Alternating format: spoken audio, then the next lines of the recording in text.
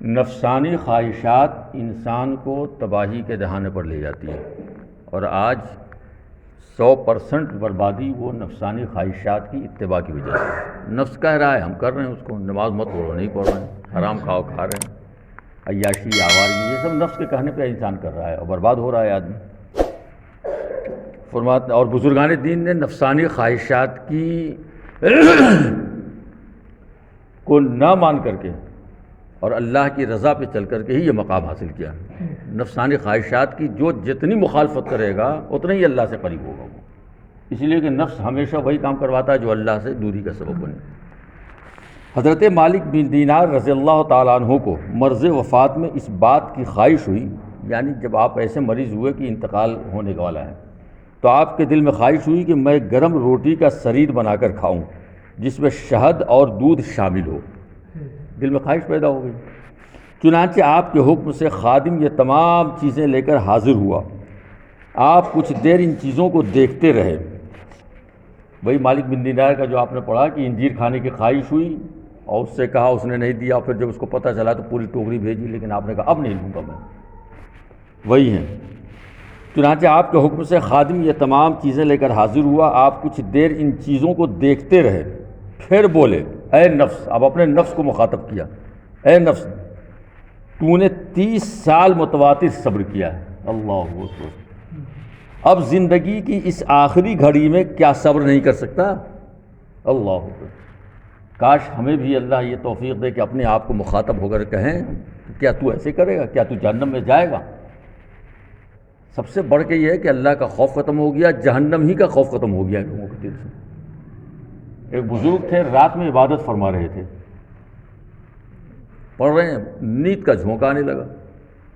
ہمارے آپ کے ساتھ بھی ہوتا ہے، کبھی کبھی پڑھنے کا ارادہ کرتے ہیں، نیند کے مارے حالت خراب ہوتی ہے، تو ان کی نیند سوار ہو گئی، پریشان ہو گئے، تو موم بتی جل رہی تھی، آپ وہاں پہ گئے اور اپنی انگلی اس موم بتی کی آگ پر دیا شروع لے کے، اب وہ جلنے لگی۔ سیدھی سی بات ہے بھائی، تکلیف ہوئی، جب تکلیف ہوئی تو نفس چلانے لگا کہ ہٹاؤ، یعنی ہوتا نہیں بھائی، ہم لوگ کہیں کوئی تکلیف ہوتی ہے تو ایک دم کہ چھوڑو اس کو، چھوڑو جلدی چھوڑو، لیکن وہ رکھے رہے اور جلتی رہی انگلی۔ ابھی تو اللہ ہی کی طرف سے حوصلہ تھا، ورنہ کون انسان کرے گا اس بات کو؟ جلتی رہی انگلی، اور اس کے بعد آپ نے اپنے نفس سے کہا، جب نفس نے زیادہ پریشانی دکھائی کہ تکلیف ہو رہی ہے، تو آپ نے کہا، اے نفس سوچ تو کہ جب اس ہلکی سی آگ کو برداشت نہیں کر رہا ہے تو قیامت میں جہنم کیا کیسے برداشت کرے گا تو؟ میں تو اس لیے جلا رہا ہوں کہ پہلے اس کو دیکھ، تو اس کو برداشت کر سکتا ہے؟ اللہ، کس طرح سے یہ بزرگان دین کی جو عقیدت ہے ہمارے دلوں میں ہیں، ایسے ہی تھوڑی ہے، انہوں نے جو محنتیں کی ہیں اور ان کی زندگی، ان کی محنتیں وہ ہمارے لیے اتباع کے لیے تھی، مگر افسوس ہم نے وہ سب تو چھوڑ دیا،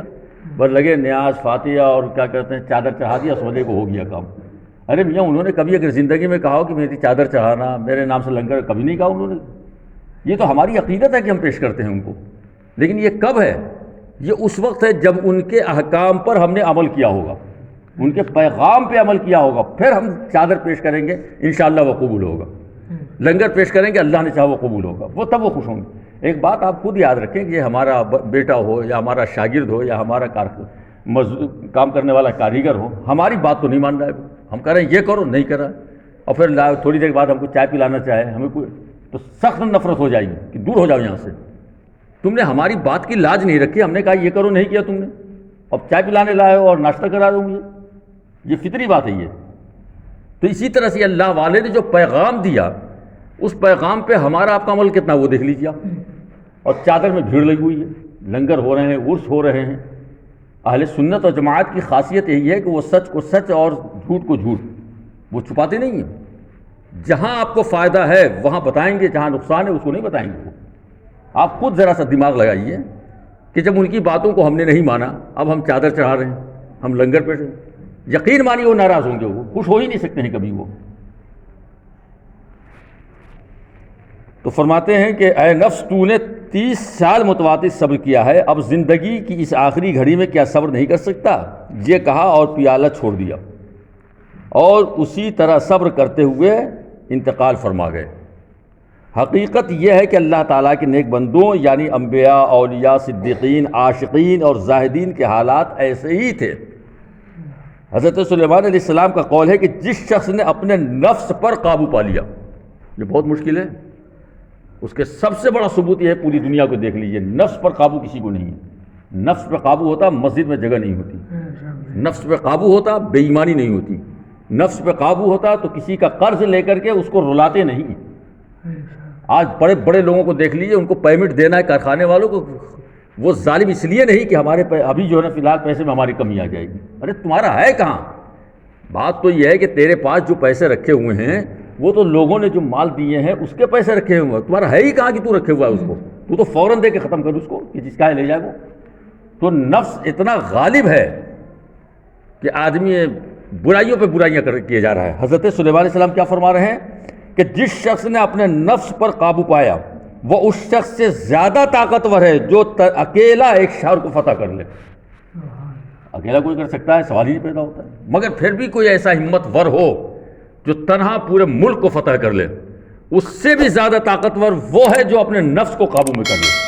اور بات سمجھ میں آ بھی رہی ہے کہ نفس کو قابو میں کرنا بہت مشکل کام ہے، نہیں ہو پاتا ہے نفس میں۔ حضرت علی رضی اللہ عنہ کا قول ہے، میں اپنے نفس کے ساتھ بکریوں کے ریوڑ پر ایسے ایک جوان کی طرح ہوں، جیسے بکریاں لے کے چلاتے ہیں نا 100 200 500 50 جس کو اللہ نے دیا، تو کہہ رہے ہیں کہ بکریوں کے ریوڑ پر ایسے ایک جوان کی طرح ہوں کہ جب وہ ایک طرف انہیں اکٹھا کرتا ہے تو وہ دوسری طرف پھیل جاتی ہے۔ جانوروں کا یہی ہوتا ہے نا، جیسے دیکھتے ہوں کہ گائے 20 25 50 گائے لے کے جا رہے ہیں، بھینس لے کے جا رہے ہیں، اور ہانکنے والا ہانک رہا ہے تو کوئی ادھر نکل جا رہا ہے کوئی، تو فرماتے ہیں نفس کی یہ پوزیشن کہیں نہ کہیں وہ ادھر سے ادھر نکل جاتا ہے نفس۔ یہ تو مولا علی ہے میاں، ارے اللہ ان کے قدموں کی دھول ہمیں عطا فرما دے۔ وہ میرے مصطفیٰ کے چہی تھے، سرکار امام حسنین کریمین کے والد محترم،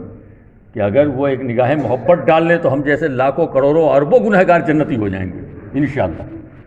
مگر وہ یہ فرما رہے ہیں، یہ سب ہمارے آپ کے سبق کے لیے ہے۔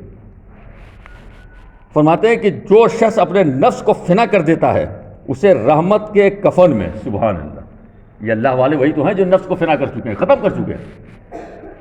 فرماتے ہیں جو شخص اپنے نفس کو فنا کر دیتا ہے اسے رحمت کے کفن میں لپیٹ کر کرامت کی زمین میں دفن کیا جاتا ہے، سبحان اللہ۔ اور جو شخص اپنے ضمیر کو ختم کر دیتا ہے، قلب کو، دل کو مردہ کر لیتا ہے، ضمیر بھائی جس کا ضمیر مر جاتا ہے وہی تو حرام کاری کرتا ہے، وہی تو بےہودگی کرتا ہے، اپنے بڑوں کی عزت نہیں، چھوٹوں سے محبت نہیں، رشتہ داروں سے محبت نہیں۔ فرماتے ہیں اور جو شخص اپنے ضمیر کو ختم کر دیتا ہے اسے لعنت کے کفن میں لپیٹ کر عذاب کی زمین میں دفن کر دیا جاتا ہے اس کو۔ تو اللہ تعالی ہمیں اپنے نفس پر قابو عطا فرمائے، دن رات یہ دعا کریں۔ یہ چند دن کی زندگی ہے، تھوڑی سی زندگی ہے بھائی، جیسے کھانے کا معاملہ کیا ہوتا ہے، یہ مرغا ہے، بریانی ہے، چکن ہے، مٹن ہے، ایک غریب کے پاس دال ہے، روٹی ہے، چٹنی ہے، تو یہیں تک ہے، یہ زبان تک، اور اس کے بعد جانے کے بعد نہ کوئی بریانی ہے، نہ چکن ہے، نہ مٹن ہے، نہ چٹنی ہے، کچھ نہیں، وہاں جانے کے بعد سب ایک ہے، بس یہیں تک ہے سارا، یعنی یہ سارا دوڑ بھاگ اور یہ حرام حلال کیا ہے، بس یہاں تک کے مزہ کے لیے زبان سے ہٹنے کے بعد بتائیے کچھ پتہ چلے گا کہ کیا کیا، کچھ نہیں ہے۔ تو یہ دنیا بس جب تک آنکھ کھلی ہوئی ہے تو یہ کروڑپتی ہیں، یہ صاحب ہے، یہ امیر ارب پتی ہیں، یہی ہے بس، اتنی زمین، اتنی جائیداد، یہ وہ سب، اور آنکھ بند ہوئی معاملہ ختم، آنکھ بند ہوئی ختم ہو گیا، دفن کر دیا، ابھی قبرستان پچکوئیاں ہمیں بھیج دیجیے، اب ہمیں نہیں معلوم کون کس میں کون ہے، کون رکشہ والا تھا، کون ٹھیلے والا تھا، کون کار والا تھا، کون 85 لاکھ کے کار میں بیٹھا، کون بیچارے کو سائیکل، وہاں کسی کو پتہ نہیں۔ تو ہم آپ ذرا سا غور کریں اور اللہ ہمیں غور کی توفیق عطا فرمائے کہ بس یہ تھوڑے سے وقت کے لیے ہے جب تک کہ آنکھ ہماری کھلی ہوئی ہے، اور یہ ہمیں آپ کو لگ رہا ہے کہ ہماری 50 سال کی ہو گئی، تو کسی نے کہا 75 سال کے ہم ہو گئے، کسی نے کہا 105 سال کے ہو گئے، ارے وہ 105 سال کا ہو گیا، وہ 135 سال کا ہو گیا، مگر جانتے ہیں قبر میں رکھے جانے کے بعد اللہ کے رسول کے فرمان کے مطابق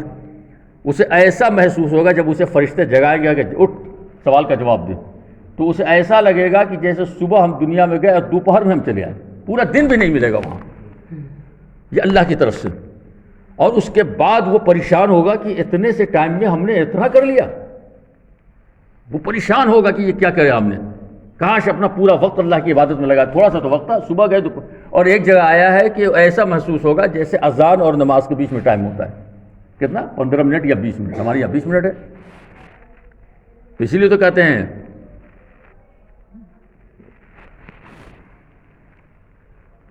کہ اذان پیدا ہوتا ہے تو اذان دی جاتی ہے، پیدا ہوا تو اذان دی گئی، اور جب مرا تو وہ نماز پڑھی گئی۔ یعنی اس میں ایک یہ فلسفہ سمجھانا ہے کہ اذان اور نماز میں جتنا وقت ہے بس تمہاری زندگی اتنی ہی ہے، یہ تمہیں لگ رہی ہے کہ ارے اتنا زمانہ ہو گیا، اتنا زمانہ ہو گیا، اتنا زمانہ ہو گیا، ورنہ ہے کیا، بس اتنی ہی ہے، 15 یا 20 منٹ۔ تو کاش اللہ تعالی ہمیں آپ کو عقل اور سمجھ عطا فرما دے، تو شاید ہم لوگوں کی آخرت بن جائے۔ آج ہم چاہے جتنی ترم خانے دکھائی دیں، کسی کو اپنی بکواس سے جو ہم تھوڑی دیر کے لیے زیر کر دیں، کسی کی کو بے عزت کر دیں معاذ اللہ، مگر آئندہ کی زندگی بڑی ذلت کی گزرے گی۔ اللہ تعالی ہمیں نیکیوں کی توفیق عطا فرمائے۔